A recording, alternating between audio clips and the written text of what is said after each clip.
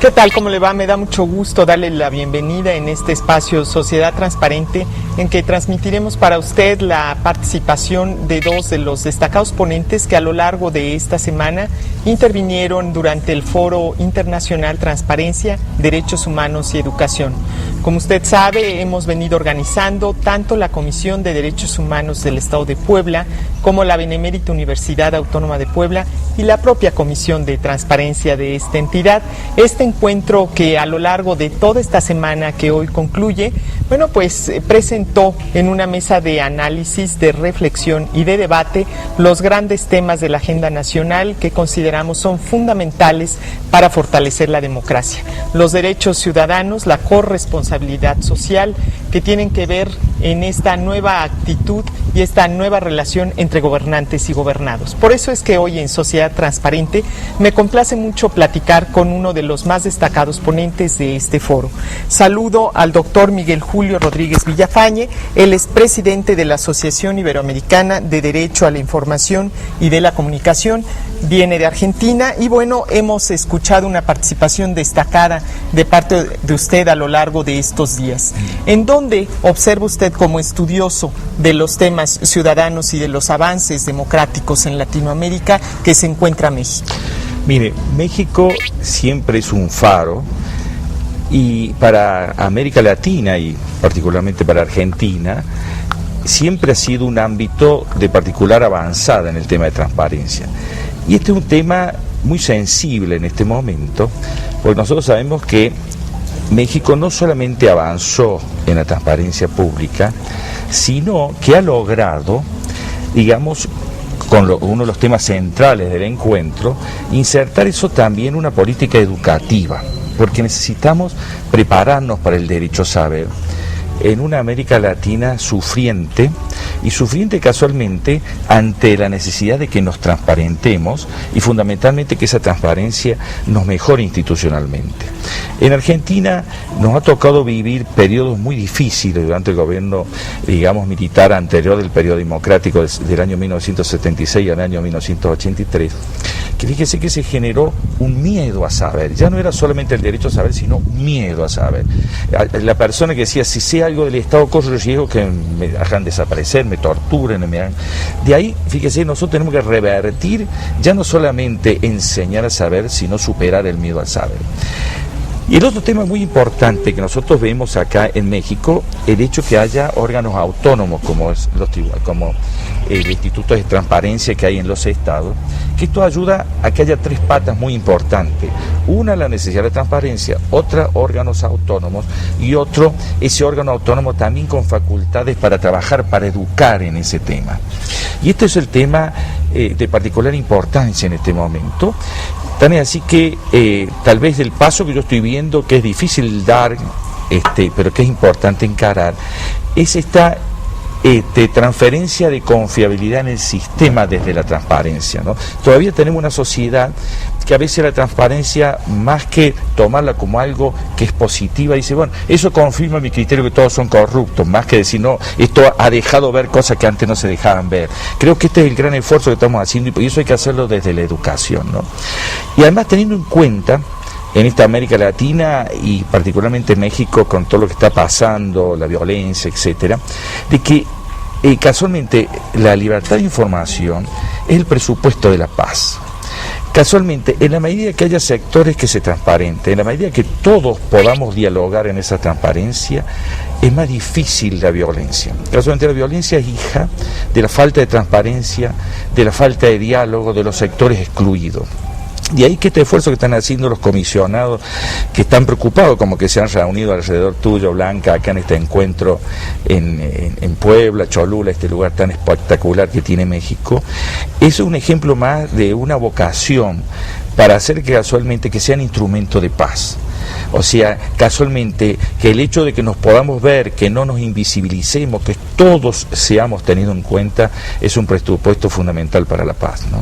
El proceso educativo es fundamental en todas las naciones. Aspiramos por tener ciudadanos más participativos, también que fundamenten su acción en la ética, en la moral y en los valores. ¿Cómo construir este proceso educativo en naciones que han padecido en el pasado quizá con sistemas cerrados, sistemas corruptos, y que han propiciado que se cree un círculo vicioso en esta relación entre la población y el gobierno? Creo que lo importante de esto es un paso que también se estará discutiendo acá en México, que es la recreación institucional, porque el saber opera como un derecho, pero también como una garantía.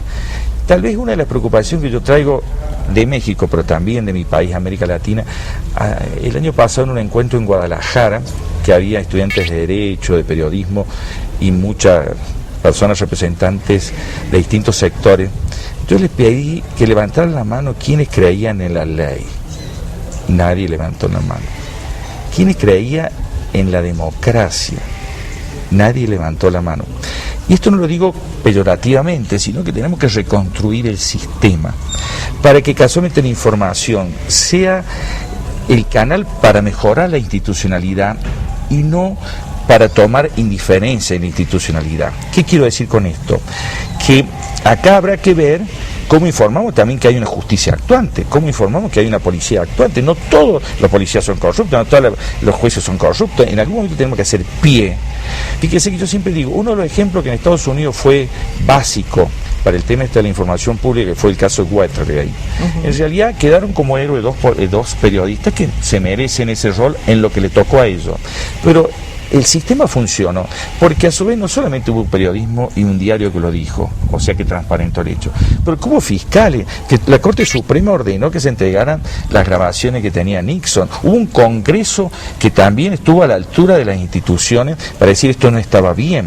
Entonces, acá todo esto tiene que ir indicándose, fíjese, sé que la Corte Suprema de México está trabajando muchísimo en eso, decir, señores, acá hay ámbitos que transparentan, pero también tiene que haber una justicia que actúe en consonancia con eso. Creo que estos son verdaderos pasos importantes para nuevas articulaciones y además para educar a la sociedad, para decir, mire, esto de informarnos es por un objetivo de ser mejor, no solo con un criterio solo de saber cosas que no me importan o que después en esa sensación de que para qué quiero saber si después no pasa nada, ¿no es cierto? Creo que estos son los desafíos del momento y que, como digo, lo que están haciendo ustedes es trabajar para la paz, porque lo que se haga en transparencia y en información es presupuesto de la paz. Sin duda alguna es una vinculación muy interesante, una nueva posibilidad que se abre para que los gobiernos no solamente puedan establecer esta nueva relación de confianza y de credibilidad, sino propicien una mejor gobernabilidad democrática, mayor legitimidad y mejor relación con los ciudadanos. Si nos permite, doctor, vamos a hacer una pausa. Regresamos, estamos en Sociedad Transparente.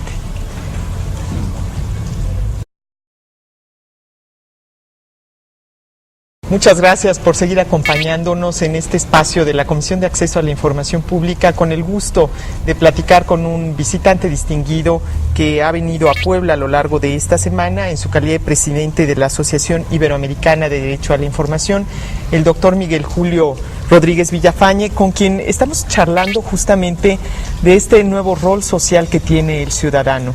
Aparecen nuevos derechos, pero aparecen también nuevas obligaciones. ¿Cómo lograr que se pueda amalgamar y armonizar los intereses naturales de la población con el esquema de trabajo de un gobierno que aspira a ser democrático? Fíjese, la pregunta esta es clave, porque también todos los pactos internacionales de derechos humanos dicen que los ciudadanos tienen derechos, pero también tienen deberes para con la sociedad. Y en ese juego está el derecho a saber, Pero el derecho a saber también implica el derecho a comprometerse con el sistema. Tal vez por ver la parte peligrosa de que no haya un encaje ahí, está dada en el hecho que nosotros encontremos que se quiera saber, pero no se quiera comprometer. Entonces, podemos caer a un problema que sí que se está viviendo, especialmente de mano de intereses supranacionales, llámense de empresas multinacionales también, como la propia mafia, ¿no es cierto?, que por un lado se trabaja para saber, pero luego, como no se compromete con el sistema, debilitamos a los dirigentes de bien y al Estado. Y convengamos que el Estado, hasta que no encontremos otra solución superadora, es el único ámbito con escala para poder enfrentar seriamente a las mafias, al narcotráfico, a las multinacionales que atentan contra los países. Por lo tanto, lo importante de esto es el compromiso mutuo del ciudadano a saber y que sea transparente, pero también a comprometer a defender las acciones de bien que también lo tienen los gobiernos para fortalecer el Estado como un instrumento al servicio del bien común en contra de todos estos grupos que indudablemente nos hieren, como las mafias, el narcotráfico y las multinacionales contrarias a las necesidades de nuestros pueblos, ¿no? Nosotros promovemos que el ciudadano conozca la acción de gobierno, que pregunte, que esté enterado, que conozca sus derechos. ¿Qué hacer después de que el ciudadano tiene esa información en sus manos? Bueno, acá es importante este rol que están cumpliendo ustedes, y ahí tiene que ver la interacción también con el resto del sistema, o sea, porque la información a su vez como un derecho también es garantía de otros derechos. Entonces, esa información, si es de un delito, bueno, ¿cómo se canaliza para que el Ministerio Fiscal y la Justicia actúe? Si es la necesidad de tomar alguna medida de gobierno, bueno, en los ámbitos administrativos pertinentes. Creo que estamos convocados, y en esto el eje de las comisiones de transparencia cumple un rol importantísimo como articuladores. O sea, no esa búsqueda de la información desde la desconfianza de entrada, es decir, necesariamente tenemos que ver esto porque está mal, pero sí en la firmeza que la transparencia nos va a ayudar a articularlos para bien, ¿no? Sin duda alguna, esta es una reflexión importante. Creo que tenemos que asumir esta nueva oportunidad que nos dan los sistemas democráticos en Latinoamérica, que tratan de insertarse en este gran abanico internacional de posibilidades en la globalización, de crecer, de madurar las economías, de madurar las democracias. Y bueno, pues lo de hoy es convertirse en estos ciudadanos activos, participativos, pero también que asumen un rol de corresponsabilidad. Así es. Y México está en la avanzada, le digo, la mejor ley argentina, que hay ahí estados provinciales como acá, no llega ni al 50% de lo que implican las leyes de ustedes. En este momento, como avanzada en Argentina, fíjese, no hay ley nacional de transparencia pública, o sea, no hay ley federal. De las 23 provincias o estados, solo 11 tienen leyes, y aún esas leyes no tienen órganos autónomos y tampoco este importante entroncamiento con la educación. Por eso México sigue siendo un faro en el cual tratamos de que nos ilumine para avanzar, con decirle que al punto tal que en estas semanas que viene estaré con un gobernador, casualmente el cual pretendo que sea de las primeras leyes en la Argentina que ya contempla la necesidad de órganos autónomos como las comisiones de transparencia, ¿no? Pues vamos caminando de manera paralela. Le agradezco mucho su participación, doctor. Un gusto estar con usted. Gracias a ustedes. Vamos a continuar. Estamos en Sociedad Transparente.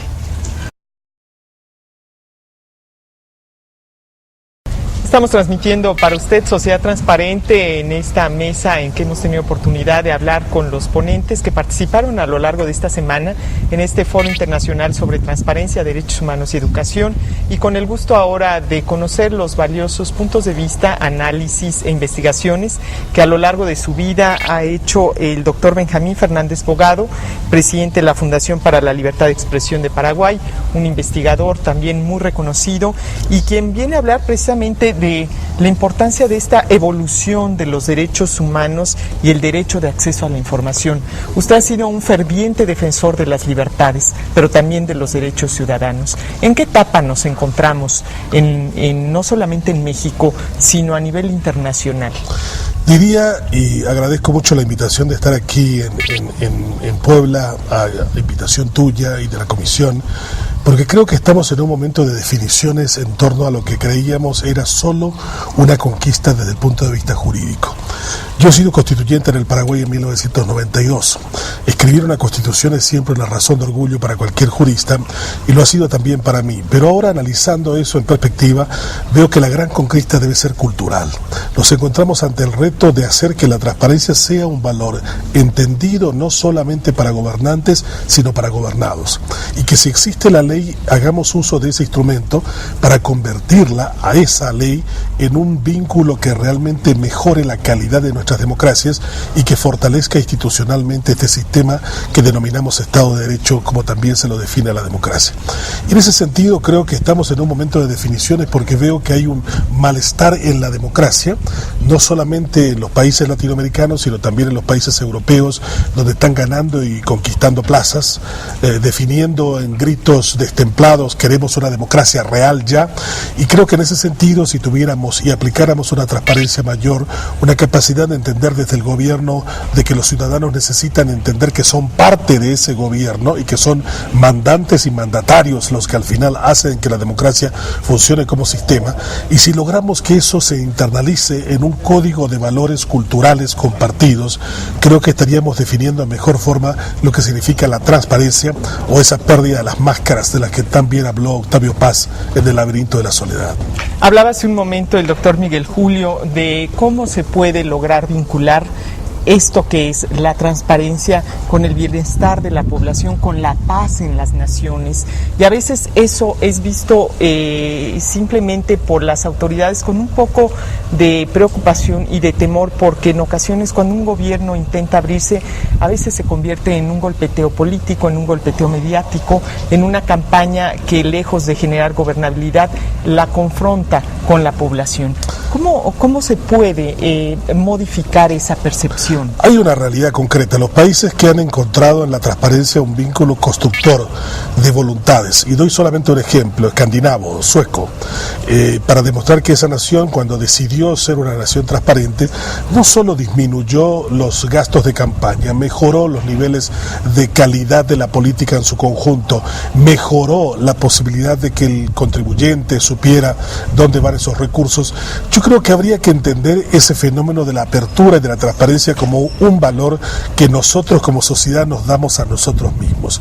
Y la otra cuestión es medir el impacto que tiene la transparencia.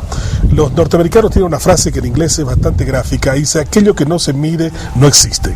O sea, deberíamos medir cuánto de la transparencia significa que los impuestos están mejor colocados, que los costos de campaña disminuyen, que los grupos violentos no han tomado por asalto el poder del Estado, de que no tenemos estados fallidos, de que realmente estamos construyendo entre todos una democracia.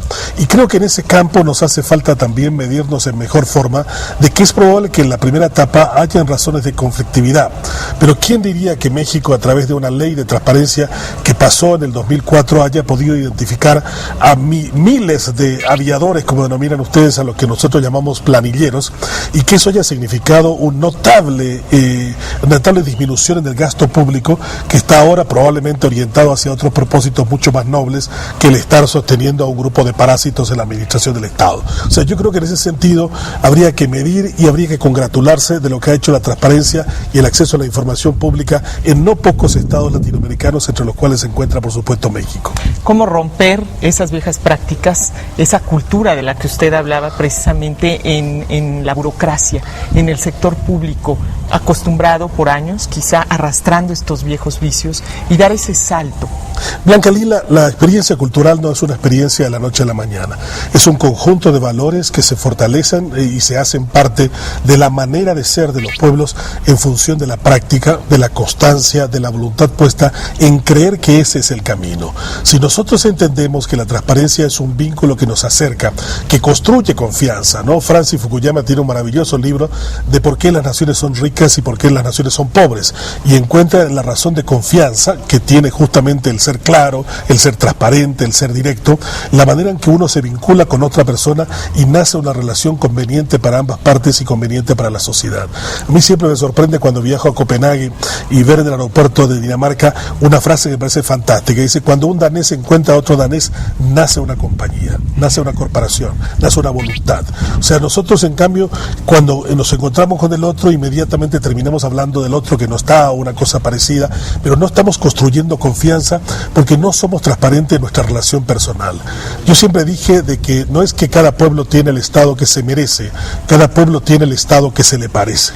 Por lo tanto, cuando cambiemos culturalmente hábitos, costumbres en nuestra relación cotidiana, también vamos a cambiar la manera en que el Estado se relaciona y establece sus vínculos con nosotros. Sin duda, este es un proceso que puede llevar décadas, que puede llevar años, pero que al final también tiene que estar inmerso en los sistemas educativos de cada nación. ¿Cómo no? Este es un valor que hay que enseñarlo y hay que practicarlo desde el kindergarten. Aquí estamos dando esta lección en la universidad. Este es un proceso que nace en la relación incluso padre-hijo, nace en la vinculación que tenemos con los amigos, nace en la manera que nos vinculamos en asociaciones, en corporaciones, en partidos políticos. Nosotros estamos queriendo de que esto sea transformado desde el techo cuando el problema está en el cimiento. Muchas veces, y lo he escuchado en varias ocasiones, que hay personas que se sienten desanimadas cuando advierten que alrededor hay un grupo que presiona, un grupo social que evita que se pueda avanzar en estos procesos. ¿Cómo enfrentar en una sociedad quizá corrupta esa noble decisión, ese ideal por la transparencia? ¿Se está solo en esta lucha? La democracia no es un fin, es un medio, y la confrontación es parte de la búsqueda de esos fines. O sea, aquel que dice que la democracia es unanimidad, es consenso de manera permanente, está equivocado. La democracia nunca dijo que eso fuera, como tampoco la vida nunca nos dijeron que íbamos a venir ni a ese valle de lágrimas donde gemimos y lloramos, como dice la oración, ni tampoco vinimos a un mundo de cosas perfectas. O sea, es lógico que la sociedad debe luchar contra aquellos que tratan de desvirtuar en sus propósitos y en sus fines. Y la corrupción es un problema grave, determinante, porque al final deberíamos persuadir a los millones de mexicanos y millones de latinoamericanos diciéndole, porque tenemos un Estado corrupto, usted no tiene la mejor escuela, usted no tiene el mejor hospital, usted no tiene la seguridad social que desea, usted vive en un país inseguro. O sea, nosotros tendríamos que contarles que mayor transparencia significa accountability, como dicen los norteamericanos cuando definen con esa palabra, en la posibilidad de chequear lo que otro está haciendo. Y estoy seguro que a la política también le conviene. En la medida que ella sea transparente, los costos de campaña no serán pornográficamente elevados como lo tenemos aquí en nuestra América Latina, sino que serán acordes a la realidad económica que manejamos. Le quiero agradecer esta valiosa intervención. De verdad nos da mucho gusto que a lo largo de esta semana hayamos contado con gente como usted que ha venido a aportar, a fortalecer este debate local en el estado de Puebla en la búsqueda por la transparencia y por mejores oportunidades también para todos los poblanos. Soy yo el agradecido, Blanca Lila. Muchas gracias. Bueno, estamos llegando al final de este espacio Sociedad Transparente. Queremos recordarle la página de la Comisión de Transparencia, www.caip.org.mx. Estamos para servirle. Muchas gracias. Hasta la próxima.